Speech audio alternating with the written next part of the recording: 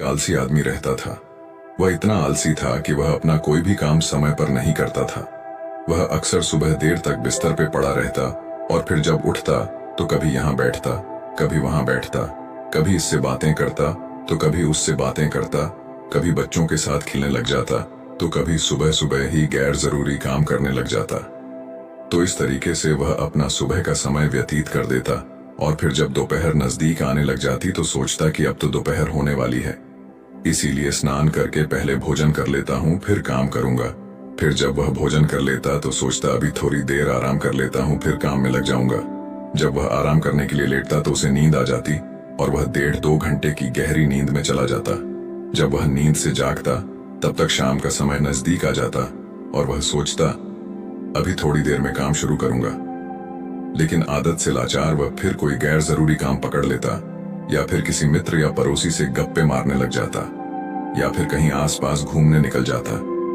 इस तरीके से उसकी शाम भी बीत जाती और रात आ जाती। रात में भोजन के पश्चात जब वह सोने के लिए जाता तो वह आत्मग्लानि से भर जाता। उसे यह सोचकर बड़ा दुख होता कि मेरा आज का दिन भी यूं ही बर्बाद हो गया। वह रात को यह निश्चय करके सोता कि मैं कल सुबह जल्दी उठकर अपने काम पर लग जाऊंगा, किसी भी प्रकार का टाल मटोल नहीं करूंगा और न ही आलस्य करूंगा। लेकिन जब सुबह होती तो उसका आलस्य फिर उसे घेर लेता। उसका बिस्तर छोड़ने का मन नहीं करता। वह देर से उठता और आदतन वह सारे काम करता जो उसने पिछले दिन किए थे। तो इस तरीके से वह आलस्य और टाल मटोल के चक्कर में फंस चुका था। ऐसा नहीं था कि वह कुछ करना नहीं चाहता था या फिर आलस्य के अपने इस चक्कर को तोड़ना नहीं चाहता था।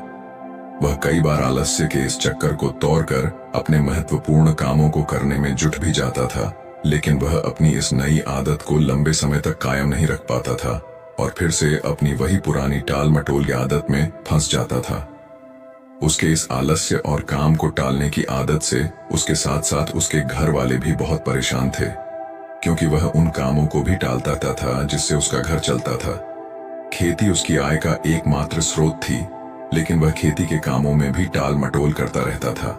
वह न तो समय पर जुताई बिवाई करता, न ही फसलों की सही से देखभाल करता और न ही समय पर फसलों को पानी देता, जिससे उसकी फसल औरों के मुकाबले कम होती थी और वह उससे उतनी आय नहीं कर पाता था जिससे उसके घर का खर्च आसानी से चल सके। घर में पैसों की कमी की वजह से अक्सर उसे पत्नी के गुस्से और तानों का सामना करना पड़ता था और कभी कभी तो बात लड़ाई तक भी पहुंच जाती थी, जिससे अब वो बहुत परेशान रहने लगा था। लेकिन वह चाहकर भी अपने इस मानसिक आलस्य के दुष्चक्र को तोड़ नहीं पा रहा था।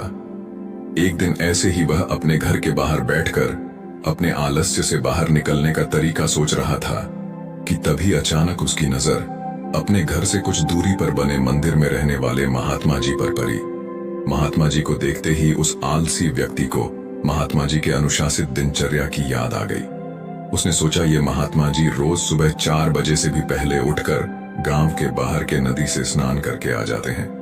उसके बाद जब ज्यादातर गांववासी सो रहे होते हैं तभी अपने पूजा पाठ और ध्यान इत्यादि के काम में लगे होते हैं, और जब तक गांव वालों की सुबह होती है और वो अपने दिनचर्या की शुरुआत करते हैं तब तक ये महात्मा जी अपने परिसर की साफ सफाई करके अपने मुख्य दैनिक कार्यों को खत्म कर चुके होते हैं। उसके बाद ये भिक्षा के लिए गांव में जाते हैं और भिक्षा लाकर अपना भोजन भी स्वयं बनाते हैं।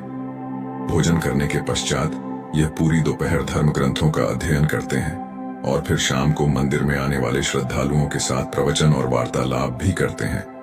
इसके पश्चात ये शाम की संध्या आरती करके अपना भोजन बनाते हैं और फिर रात में जल्द ही मंदिर के बाकी काम खत्म करके समय पर सो भी जाते हैं। तो आखिर ये इतने अनुशासित और कर्मशील कैसे रह पाते हैं? और ये महात्मा जी तो इतनी व्यस्त दिनचर्या का पालन वर्षों से करते आ रहे हैं। थोड़ी देर तक ऐसे ही प्रश्नों पर विचार करने के बाद वो आलसी व्यक्ति उन महात्मा जी के पास जाकर अपने आलस्य के कारणों का पता लगाने का निश्चय करता है। वह तुरंत ही उस मंदिर में पहुंच जाता है और उन महात्मा जी को प्रणाम करके उनसे विनती भरे स्वर में कहता है, मुनिवर, मैं आपके पास अपनी एक बहुत बड़ी समस्या लेकर आया हूं। महात्मा जी ने कहा, क्या समस्या है तुम्हारी जिसे तुम इतनी बड़ी समझ रहे हो? उस आलसी व्यक्ति ने अपने आलस्य और टाल मटोल की पूरी कहानी महात्मा जी को सुना दी। उसने कहा, मुनिवर, मैं बहुत आलसी हूं और काम को टालता रहता हूं। मैं सुबह देर से सोकर उठता हूं और फिर अपना सुबह का समय गैर जरूरी कामों में बर्बाद कर देता हूं। उसके बाद मैं सारा दिन अपने महत्वपूर्ण कामों को टालता रहता हूं और मेरा पूरा दिन बस यूं ही बर्बाद हो जाता है। और जब रात होती है तो मुझे खुद पर पश्चाताप होती है और दुख भी होता है कि मैंने पूरा दिन बस यूं ही बर्बाद कर दिया। लेकिन अगले दिन मैं फिर वही सारी गलतियां दोहराता हूं और समय को बर्बाद करता हूं। मुनिवर, मैं आलस और टाल मटोल के बुरे दुष्चक्र में फंस चुका हूं और इससे बाहर नहीं निकल पा रहा हूं। कृपया मुझे अपने इस आलस से बाहर निकलने का कोई रास्ता दिखाए। मैं आपके पास बड़ी उम्मीद लेकर आया हूं। उस आलसी व्यक्ति की बात पूरे ध्यान से सुनने के बाद महात्मा जी ने कहा, आलस से वो सुख है जो हमें दुख ही दुख देता है। कार्य या परिश्रम करने की क्षमता होने के बावजूद उस कार्य को न करना या उसे करने में टाल मटोल करना ही आलस्य करना कहलाता है और ये आलस्य व्यक्ति को कहीं नहीं छोड़ता। तुम्हारी आलस्य और टाल मटोल का सबसे बड़ा कारण तुम्हारी सुबह की खराब दिनचर्या है, क्योंकि तुम अपना सुबह का कीमती समय भी व्यर्थ के कार्यों और टाल मटोल में बर्बाद कर देते हो, जिससे तुम्हारे दिन की शुरुआत ही खराब होती है और फिर जैसे जैसे दिन गुजरता है तुम्हें लगने लगता है कि तुम्हारा आज का समय भी बर्बाद हो गया। फिर तुम्हारा मन और भी ज्यादा आलस्य और टाल मटोल करने लगता है, जिससे तुम्हारा बाकी का समय भी यूं ही बर्बाद हो जाता है और तुम कुछ भी महत्वपूर्ण नहीं कर पाते और इस आलस्य के चक्कर में फंस कर रह जाते हो। अगर तुम अपने सुबह को जीतना सीख लो, अगर तुम अपने सुबह के समय का सदुपयोग करना सीख लो, तो तुम्हारा बाकी का दिन आसानी से समर जाएगा। लेकिन सुबह को जीतना इतना आसान नहीं है। इसके लिए तुम्हें कुछ महत्वपूर्ण आदतों को अपने सुबह की दिनचर्या में शामिल करना होगा और उनका दृढ़ता से पालन भी करना होगा। तो आज मैं तुम्हें सुबह की ऐसी 8 आदतों के बारे में बताऊंगा जिनको अगर तुमने अपने सुबह की दिनचर्या में शामिल कर लिया तो न केवल तुम अपने आलस्य और टाल मटोल से छुटकारा पालोगे, बल्कि एक अनुशासित और मजबूत व्यक्तित्व वाले इंसान भी बन जाओगे। तो इन 7 आदतों के बारे में ध्यान से सुनना। सुबह की पहली आदत जो तुम्हें अपनानी है वो है ध्यान का अभ्यास। चित्त को एकाग्र करके किसी एक वस्तु पर केंद्रित कर देना ध्यान कहलाता है। ध्यान करने से आत्मिक तथा मानसिक शक्तियों का विकास होता है। अगर तुम रोज सुबह बैठकर 10 से 15 मिनट सिर्फ अपनी सांसों पर ही ध्यान लगाओ आती जाती सांसों को देखो कि जब सांस तुम्हारे अंदर जाती है तो पेट कैसे फूलता है और जब वही सांस बाहर निकलती है तो पेट कैसे पिचकता है। देखो कि सांस पेट से चल रही है या सीने से सांस दाईं नाक से ज्यादा चल रही है या बाईं नाक से। तुम जब अपनी सांसों के प्रति जागरूक हो जाओगे तो यही ध्यान प्रक्रिया बन जाएगी और इस आदत को अपनाकर तुम्हारे अंदर जागरूकता और एकाग्रता बढ़ेगी और तुम देखोगे कि तुम पूरे दिन शांत, प्रसन्न और जागरूक रहोगे। तुम जो भी काम करोगे उसे पूरी एकाग्रता के साथ करोगे और तुम्हारे लिए वर्तमान में रहना बहुत आसान हो जाएगा। तो ये बहुत ही आसान लेकिन बहुत ही ज्यादा प्रभावशाली आदत है, इसलिए इसे जरूर अपने सुबह की दिनचर्या में शामिल करो। सुबह की दूसरी आदत है धन्यवाद प्रकट करना। सुबह का माहौल शांत और खुशनुमा होता है। इस समय प्रकृति में एक अलग ही पवित्रता और ऊर्जा फैली रहती है। तो ये बिल्कुल सही समय है आभार प्रकट करने का। तुम्हारे जीवन में जो भी अच्छी चीजें, अच्छे लोग, यह अच्छी परिस्थितियां हैं जिनसे तुम्हें खुशी मिलती है, उन सब के लिए इस ब्रह्मांड को या उस ईश्वर को जिसे तुम मानते हो धन्यवाद कहो। ये सब तुम्हें देने के लिए उसका आभार प्रकट करो। जब हम अपना दिन धन्यवाद के भाव से शुरू करते हैं तो सारी बाधाएं अपने आप हटने लग जाती हैं और नए अवसरों के द्वार खोलने लग जाते हैं। फिर हम शिकायत के प्रति नहीं बल्कि कुछ बनने और कुछ करने के प्रति आकर्षित होते हैं। धन्यवाद के भाव से भरे व्यक्ति के अंदर से नकारात्मक विचार और दुख खत्म होने लगते हैं और वह अपनी सफलता के लिए नए रास्ते खोजने लगता है। आभार प्रकट करने से मन में सकारात्मकता और खुशी का स्तर बढ़ता है, जिससे मानसिक रोग और मानसिक विकार दूर होने लगते हैं। जीवन से असंतोष और कमी की जो भावना होती है वह सारी खत्म हो जाती है। ब्रह्मांड से जितनी भी चीजें मिली हैं उसके प्रति हमारे मन में धन्यवाद का भाव होने से हमें खुशी मिलती है।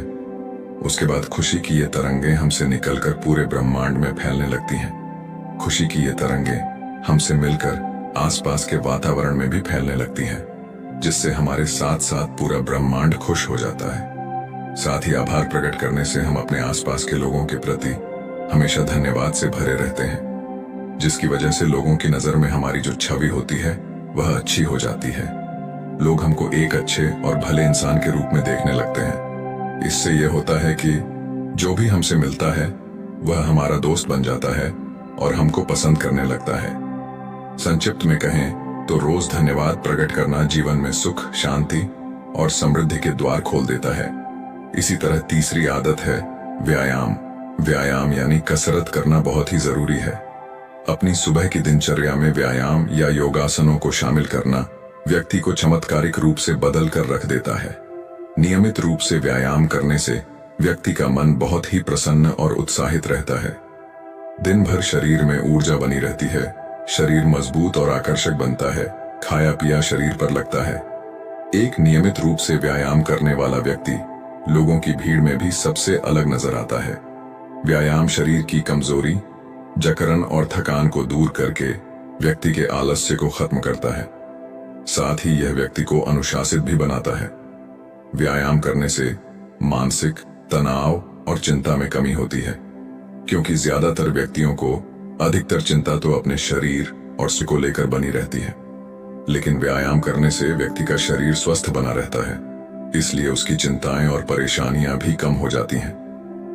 तो तुम्हें अपनी दिनचर्या में व्यायाम को जरूर शामिल करना चाहिए, और वो भी कम से कम 30 मिनट रोज सुबह में। चौथी महत्वपूर्ण आदत है अच्छी किताबें पढ़ना। दुनिया में जितने भी महान और सफल लोग हुए हैं उन सब में एक आदत होती है कि वो सभी अच्छी किताबें पढ़ने के शौकीन होते हैं।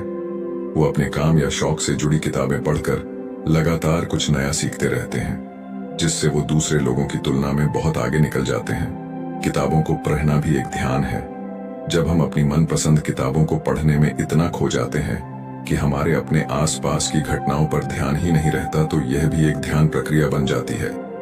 इसीलिए जिन लोगों को ध्यान करने में समस्या होती है उन्हें अपनी मनपसंद किताबें पढ़नी शुरू कर देनी चाहिए।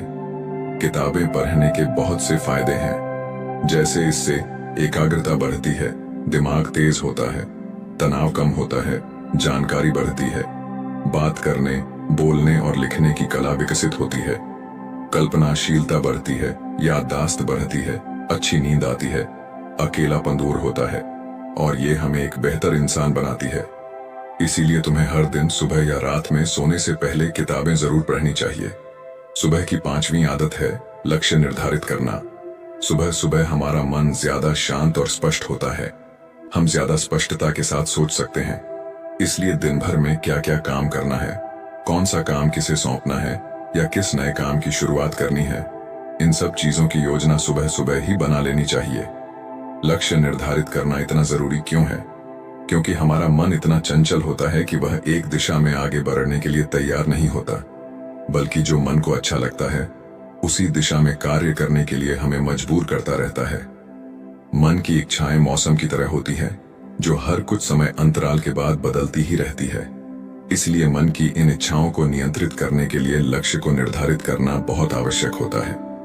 जब हम लिखित रूप में अपना लक्ष्य निर्धारित कर लेते हैं तो हमारा लक्ष्य हमें एकदम साफ साफ दिखाई देने लगता है, और लक्ष्य निर्धारण के द्वारा हम अपने मन पर काफी हद तक काबू भी पा लेते हैं। लक्ष्य निर्धारण के द्वारा हमें अपने मन को एक कार्य में केंद्रित और एकाग्रचित करने में मदद मिलती है। सुबह की छठी आदत है पानी पीना। सुबह उठते ही 2 या 3 गिलास पानी पीना शरीर के लिए अमृत का कार्य करता है। सुबह सुबह पानी पीने से पेट अच्छे से साफ होता है। शरीर में रात भर में जो भी पानी की कमी हुई है उसकी पूर्ति हो जाती है। शरीर में दिन भर ऊर्जा और ताजगी बनी रहती है। सुबह ज्यादा पानी पीने का एक फायदा यह भी होता है कि फिर हमें दिन भर बार बार प्यास नहीं लगती। अगर शरीर में पर्याप्त पानी की मात्रा बनी रहती है तो इसके बहुत सारे फायदे भी होते हैं, जैसे इससे शरीर की अच्छे से सफाई हो जाती है, त्वचा चमकदार और सुंदर दिखती है, दिमाग तेजी से कार्य करता है, पाचन में सुधार होता है और शरीर का वजन नियंत्रित रहता है, जिससे शरीर को आलस्य और थकान कम होती है। इसलिए सुबह उठकर गुनगुना पानी पीना बहुत ही अच्छी आदत है। सुबह की 7वीं अच्छी आदत है कि सुबह का नाश्ता अच्छा और पौष्टिक हो। नाश्ता हमारे दिन का पहला भोजन होता है। इसलिए इसका पौष्टिक और अच्छा होना बेहद जरूरी है। अगर हम सुबह सुबह ही ज्यादा भारी तेल युक्त या कोई ऐसा नाश्ता कर लेते हैं जो हमारे शरीर के लिए अच्छा नहीं है, तो हमें सुबह सुबह ही भारीपन और आलस से महसूस होने लगता है, जिससे हम अपने कामों पर सही से ध्यान नहीं दे पाते। और अगर हम भूख होने के बाद भी सुबह नाश्ता नहीं करते तो फिर हमें कमजोरी, भूख और थकान सताने लगती है, जिसकी वजह से भी हमारा काम पर मन नहीं लगता। इसलिए अगर हमें सुबह भूख महसूस होती है तो अच्छा और पौष्टिक नाश्ता जरूर कर लेना चाहिए। लेकिन यह जरूरी है कि भूख लगे तो नाश्ता जबरदस्ती या फिर सिर्फ नियम पूरा करने के लिए नहीं करना है। इतना कहने के बाद महात्मा जी ने अपनी बात समाप्त कर दी और उस आलसी व्यक्ति ने भी महात्मा के बाद उन 7 आदतों को अपने सुबह की दिनचर्या में शामिल करने का निश्चय कर वहां से चला गया। दोस्तों, आज के समय में एक और बुरी आदत है जिसकी वजह से लोगों की सुबह की दिनचर्या खराब हो जाती है, और वह आदत है उठते ही मोबाइल फोन पर लग जाना। आजकल तो लोगों की सुबह की शुरुआती मोबाइल के साथ होती है। उठते ही सोशल मीडिया पर लग जाते हैं, और सुबह के लिए इससे बुरा काम और कुछ हो ही नहीं सकता। आपको सुबह उठने के बाद 1.5 से 2 घंटे तक स्क्रीन को नहीं देखना होता है, इससे दूर रहना होता है। देखिए, मोबाइल हमारी सुविधा के लिए बनाया गया है और यह बहुत अच्छा है, लेकिन अगर यही मोबाइल हमें बीमार और कमजोर बना रहा है तो यह बहुत बुरा है।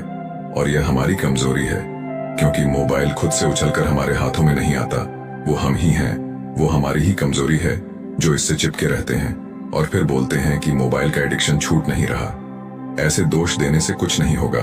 हमें खुद को संभालना और सुधारना होगा, खुद पर नियंत्रण लाना होगा और सुबह के स्क्रीन टाइम को बिल्कुल खत्म करना होगा। न लैपटॉप, न टीवी और न ही मोबाइल। सुबह अलार्म के लिए भी मोबाइल का उपयोग नहीं करना। अलार्म के लिए एक छोटी सी अलार्म घड़ी खरीद लो, क्योंकि किसी भी बहाने से सुबह हाथों पर मोबाइल नहीं आना चाहिए। तो ये थी वो 8 आदतें जिन्हें अगर आप अपनी सुबह की दिनचर्या में शामिल कर लेते हैं तो आपकी सुबह तो शानदार बनेगी ही, साथ ही आप अपनी जिंदगी में बहुत ही सफल और खुशहाल भी रहेंगे। तो दोस्तों, उम्मीद है इस वीडियो से आपको काफी कुछ सीखने को मिला होगा, और अगर कुछ सीखने को मिला हो तो हमारे इस वीडियो को लाइक, शेयर, चैनल को सब्सक्राइब जरूर कर लीजिएगा और साथ ही कमेंट में नमो बुद्धाय जरूर लिखिएगा। धन्यवाद।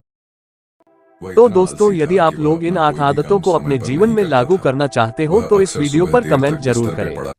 यदि आपको यह 8 बातें अच्छी लगती हो तो चैनल को सब्सक्राइब करके इस वीडियो को लाइक करें।